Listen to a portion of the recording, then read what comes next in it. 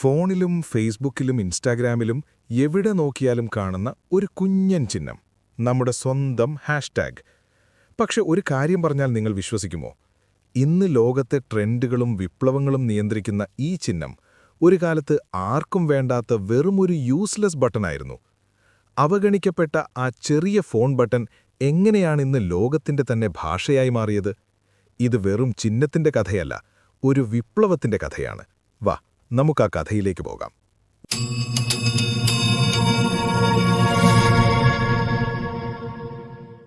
നമുക്കൊന്ന് 1960കളിലേക്ക് തിരികെ പോകാം. അമേരിക്കയിലെ ബെൽ ലാബ്സിൽ ഫോണിന്റെ കീപാഡ് ഡിസൈൻ ചെയ്യുന്ന സമയം. 1 മുതൽ 9 വരെയുള്ള അക്കങ്ങളും പൂജ്യവുമെല്ലാം റെഡി. പക്ഷെ കീപാഡിന്റെ താഴെ 2 സ്ഥലങ്ങൾ ബാക്കി. എന്തു ചെയ്യും? അങ്ങനെയാണ് അവരവിടെ 2 അപരിചിതരെ പ്രതിഷ്ഠിച്ചത്.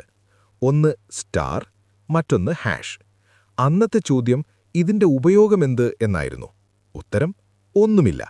ഭാവിയിൽ എപ്പോഴെങ്കിലും ഉപകാരപ്പെടാലോ എന്ന് കരുതി വെറുതെ വെച്ച 2 ബട്ടണുകൾ മാത്രമായിരുന്നു അവ. അന്നത്തെ ഹാഷ് ആരും ശ്രദ്ധിക്കാതെ കിടന്ന ഒരു പാവം ചിഹ്നം. കാലം മുന്നോട്ട് നീങ്ങി, കമ്പ്യൂട്ടർ യുഗം വന്നു. പ്രോഗ്രാമേഴ്സ് കോഡിംഗിൽ ഈ ഹാഷ് ചിഹ്നം ഉപയോഗിക്കാൻ തുടങ്ങി. പിന്നെ 1990കളിൽ IRC ചാറ്റ് റൂംസ് വന്നു. ഓൺലൈൻ ഗ്രൂപ്പുകളെ വേർതിരിക്കാൻ അവർ ഹാഷ് ഉപയോഗിച്ചു. ഉദാഹരണത്തിന് ഹാഷ് മ്യൂസിക്, ഹാഷ് സ്പോർട്സ്. പക്ഷെ ശ്രദ്ധിക്കണം, ഇതപ്പോഴും ഒരു ടെക്നിക്കൽ ടൂൾ മാത്രമായിരുന്നു. പൊതുജനങ്ങൾക്കിതൊരു വലിയ സംഭവമായിരുന്നില്ല.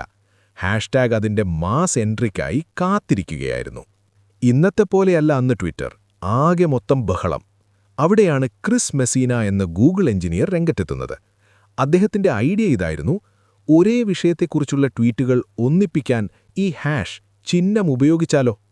ട്വിറ്ററിന്റെ പ്രതികരണം എന്തായിരുന്നു എന്നറിയാമോ? ഇത് നടക്കില്ല, ആരുപയോഗിക്കാൻ, വല്ലാത്ത ബോറൻ നേർഡി ഐഡിയ. അങ്ങനെ അവരുടെ തന്നെ പ്ലാറ്റ്ഫോമിൽ അവരാ ഐഡിയ തള്ളിക്കളഞ്ഞു. ചിന്തിച്ചു നോക്കണേ, ലോകത്തെ മാറ്റിമറിക്കാവുന്ന ഒരാശയം ഒരിക്കലിങ്ങനെ ചിരിച്ചു തള്ളപ്പെട്ടതാണ്. പക്ഷെ വിധി മറ്റൊന്നായിരുന്നു. 2007 കാലിഫോർണിയയിലെ സാൻ ഡിയാഗോയിൽ ഭയങ്കരമായൊരു കാട്ടുതീ പടർന്നു. വിവരങ്ങൾ പലയിടത്തായി ചിതറിക്കിടക്കുന്നു. ആർക്കും ഒന്നും കൃത്യമായി മനസ്സിലാവുന്നില്ല. അപ്പോഴാണ് ജനങ്ങൾ സ്വയം ഒരു കാര്യം ചെയ്തത്.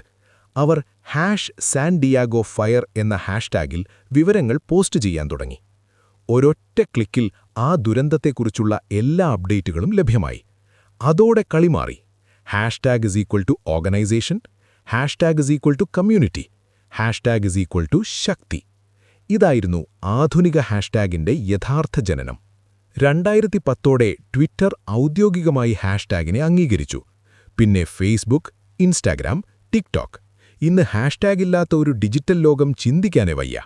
ബ്രേക്കിംഗ് ന്യൂസ് മുതൽ ഹാഷ് മീറ്റു തുടങ്ങിയ വിപ്ലവങ്ങൾ വരെയും വൈറൽ മീമുകൾ വരെയും ലോകം മുഴുവൻ ഒറ്റക്കെട്ടായി നിന്നത് ഈ ചെറിയ ചിഹ്നത്തിന്റെ ബലത്തിലാണ്. ഇതിനൊരു മറുവശവുമുണ്ട്. ഫേക്ക് ന്യൂസും സ്പാമുമെല്ലാം ഇതിലൂടെ പടരാം. എങ്കിലും ചിന്തിച്ചു നോക്കൂ, ഒരു ഫോൺ കീപാഡിൽ യൂസ്ലെസ് ആയി കിടന്ന ഒരു ബട്ടൺ ഇന്ന് ലോകത്തിന്റെ ഡിജിറ്റൽ ഹൃദയമിടിപ്പായി മാറിയിരിക്കുന്നു. അപ്പോൾ എങ്ങനെയുണ്ട് ഹാഷ്ടാഗിന്റെ കഥ? ഇതൊരു വെറും ചിഹ്നമല്ല, അതൊരു ഭാഷയാണ്. ഈ കഥ നിങ്ങൾക്കിഷ്ടമായെങ്കിൽ ഒരു ലൈക്ക് നൽകാൻ മറക്കല്ലേ. ഇനിയും ഇതുപോലുള്ള ചരിത്രങ്ങളും കൗതുകങ്ങളും കേൾക്കാൻ ഒരു കഥാനേരം ഇപ്പോൾ തന്നെ സബ്സ്ക്രൈബ് ചെയ്യൂ. ബെൽ ഐക്കൺ കൂടി അമർത്തിയാൽ അടുത്ത കഥ വരുമ്പോൾ തന്നെ നിങ്ങൾക്ക് നോട്ടിഫിക്കേഷൻ ലഭിക്കും. അപ്പോൾ ശരി, അടുത്ത വീഡിയോയിൽ കാണാം. നന്ദി.